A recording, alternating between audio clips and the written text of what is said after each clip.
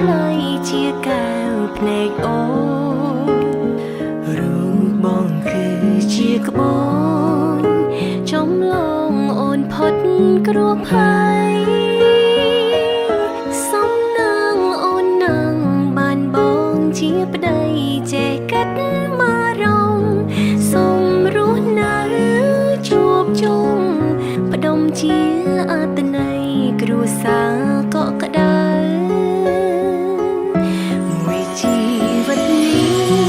មានតែបងម្នាក់ទេធ្វើឲ្យជីវិតមានន័យជុំរកមេដូងប្រថ្លៃគ្មានអ្វីប្រៀបបានបងគឺជាបរងហ៊ានលះបង់ទាំងអង្គដើម្បីរូបស្រីសាងជីវិតមានន័យទីឋានស្រមៃក្នុងដៃយ៉ាង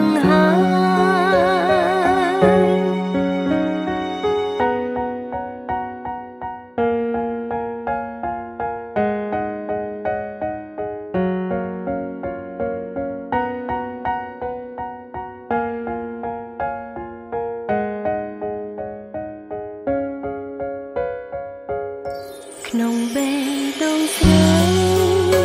ប្រថ្លៃជាកែវភ្នែកអូនរូបបងគឺជាក្បូនចំឡងអូនផុតគ្រោះភ័យសំណាងអូននឹងបានបងជាប្តីចេះកាត់មករងសូមរស់នៅជួបជុំផ្ដុំជាអត្តន័យគ្រួសារកក់ក្ដៅមួយជីវិតនេះមានតែបងម្នាក់ទេធ្វើឲ្យជីវិតមានន័យ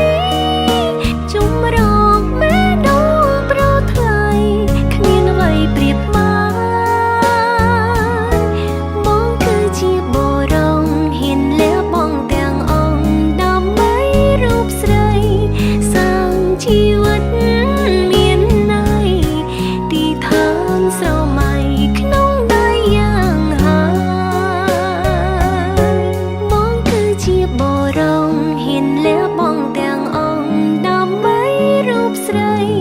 សាងជីវិតមានន័យ